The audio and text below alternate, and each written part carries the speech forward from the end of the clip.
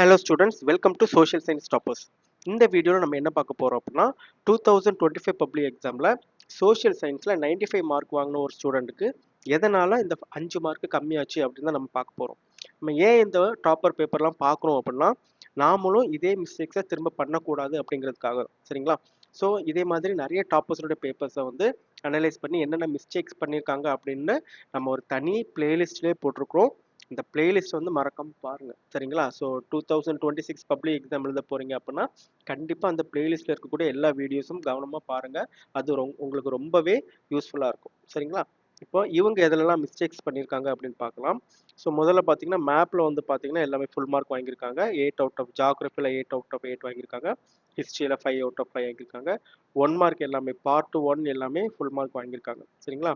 2 மார்க்குமே பார்த்தீங்கன்னா மேக்ஸிமம் எல்லாமே கரெக்டாக தான் எழுதியிருக்கிறாங்க, இன்க்ளூடிங் த கம்பல்சரி. ஆனால் எதில் தப்பு பண்ணியிருக்காங்கன்னா அக்ரிகல்ச்சரல் ப்ராக்டிசஸ் இன் இந்தியா, இந்த 2 மார்க்கில் ரொம்ப ரொம்ப ஈஸியான 2 மார்க்கு அதில் தப்பு பண்ணியிருக்காங்க. அதில் 2 மார்க் கம்மியாயிருக்கு சரிங்களா. எதனால் இந்த மிஸ்டேக் பண்ணியிருப்பாங்கன்னா அவங்க வந்து முதல்ல எழுதி முடிச்சுட்டு திரும்ப ஒரு வாட்டி அவங்க செக் பண்ணலை.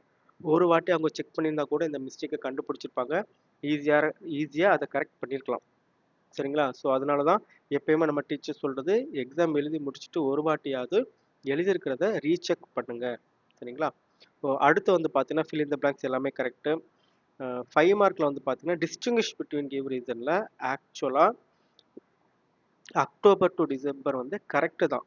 ஆனால் ஆன்சர் கீழே என்ன போட்டிருந்தாங்க அப்படின்னா நவம்பர் அப்படின்னு போட்டிருந்தாங்க.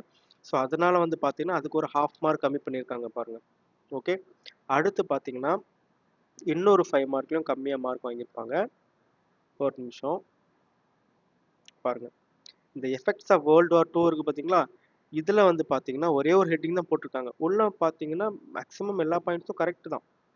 ஆனால் 4 ஹெட்டிங் வரும், அந்த 4 ஹெட்டிங்கில் ஒரே ஒரு ஹெட்டிங் தான் போட்டிருக்காங்க. இந்த ஒரு ஹெட்டிங்கும் ஃபுல்லாக எழுதலை.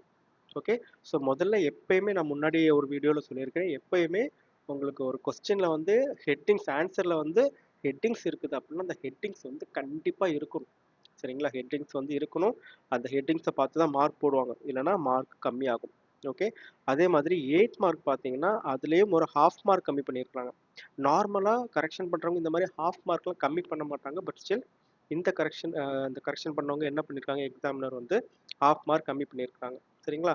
ஸோ அவங்களுக்கு வந்து ஏதோ ஒரு பாயிண்ட்ஸ் வந்து இம்பார்ட்டண்டான ஒரு பாயிண்ட் அவங்களுக்கு மிஸ் ஆயிருக்கு அப்படின்னு நினச்சிருக்காங்க, அதனால ½ மார்க் கம்மி பண்ணியிருக்காங்க.